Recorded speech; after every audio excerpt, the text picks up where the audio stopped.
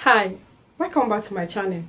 Here I give you different hacks on how you can enjoy your life, be it travel, business, finance and growth without breaking the bank. So do well to subscribe, put on your notification bell so you don't miss out on these valuable hacks. Now let's talk about something you probably use every single day but never really stop to think about how it actually makes money. From the ride hailing app that gets you to work, to the coffee shop where you grab your morning latte, to even the free social media apps you scroll through before bed. Everything has a business model behind it. Let's pull back the curtain on the business models behind everything you use. The first on our list is Uber. The late night snack that pays millions when you order a burger at midnight. See, it feels like you are just paying for convenience. But Uber Eats is making money from three different angles. That is you, the restaurant, and the delivery driver. Here is how. You pay a delivery fee and sometimes a service charge.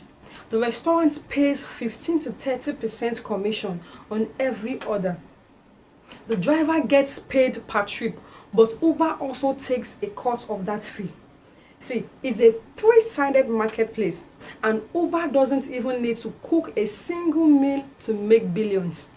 They simply connect supply, which is the restaurants, and demand, which actually the hungry people, taking a slice of every transaction.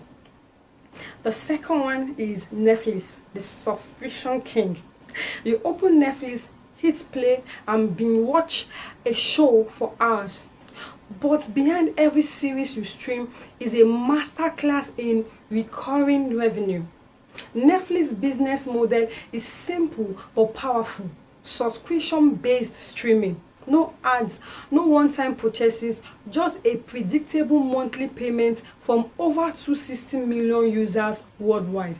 That's billions of dollars every month, whether you watch 10 movies or none, and they will invest a large chunk of that money into new shows, keeping you hooked and subscribed.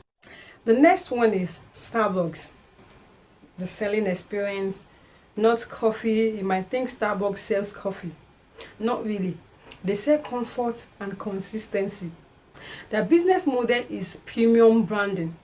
You can get coffee anywhere, but Starbucks has mastered making people feel a little richer, calmer, and more productive in their spaces. That emotional experience plus digital loyalty cards and mobile orders keeps customers coming. Yes, they don't just sell coffee, they sell a lifestyle. The fourth one is Google, the free that isn't free.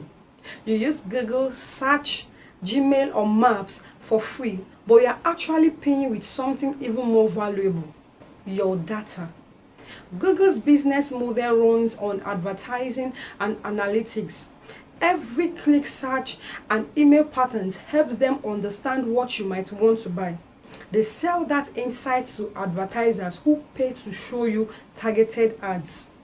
So yes, Google is free, but in the modern economy, data is the real currency. The next one is Apple, the ecosystem trap. Ever notice how once you buy one Apple product, you slowly end up with more? That's not by accident. Apple's business model is built around ecosystem lock-in.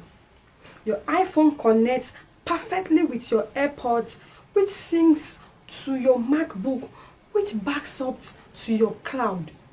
Yeah, your iCloud. Each product complements another, making it hard to leave.